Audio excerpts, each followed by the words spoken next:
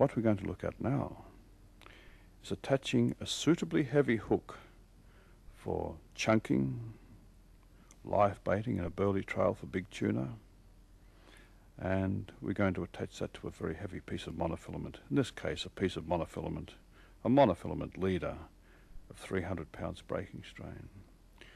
We simply begin by threading the eye of the hook like so.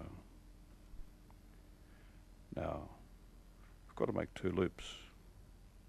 Make a small loop for a start on which the hook is suspended. Then we make a bigger loop. Bring that round and make a bigger loop. Okay, now I'm just going to pull it apart and show the whole thing.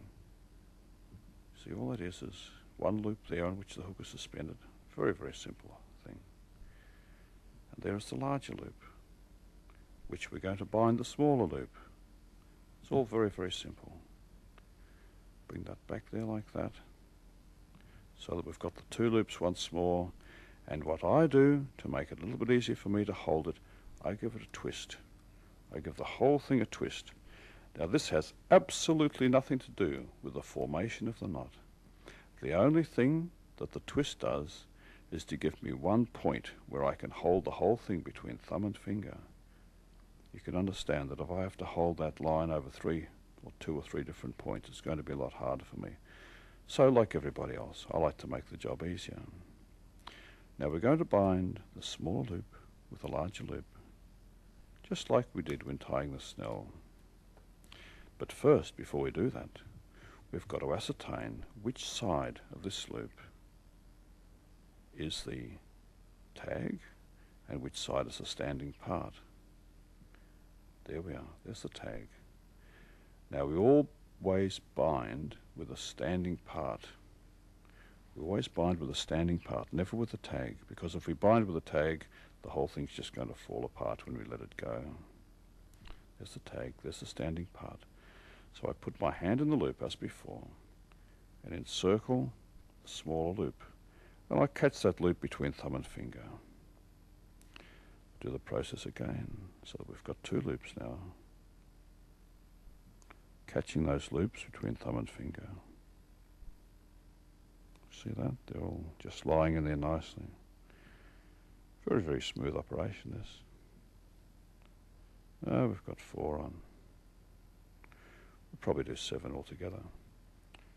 You can do as many as you wish, but 3 or 4 is completely enough.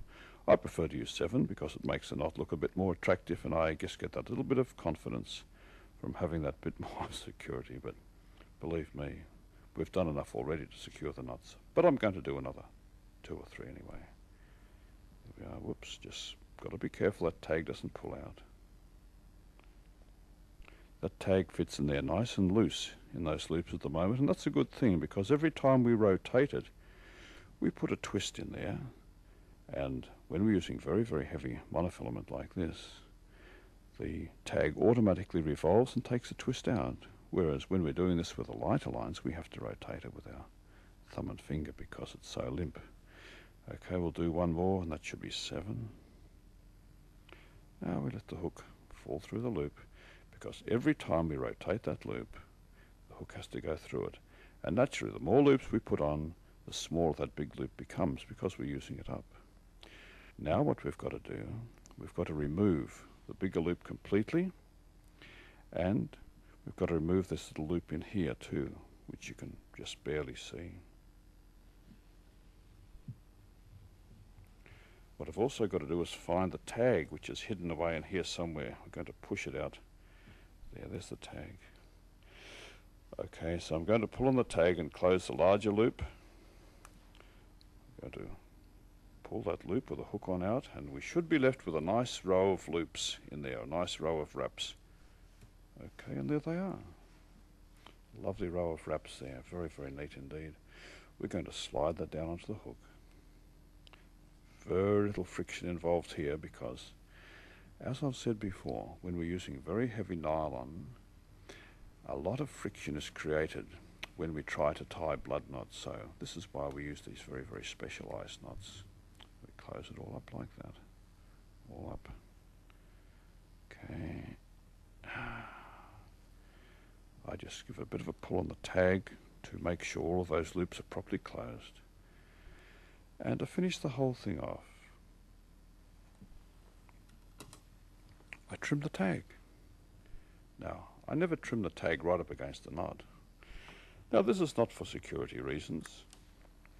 This is because by leaving a little barb here, by leaving this little tag out, it becomes a barb which is very useful for holding up the bait so it doesn't ball down into the hook. Now, when I thread the hook through a piece of bait and slide it up here, it'll catch on that little barb there and it'll hold it up so it doesn't ball down into the gape of the hook and obscure the point of the hook, which is something which can prevent you from having a clean hook up.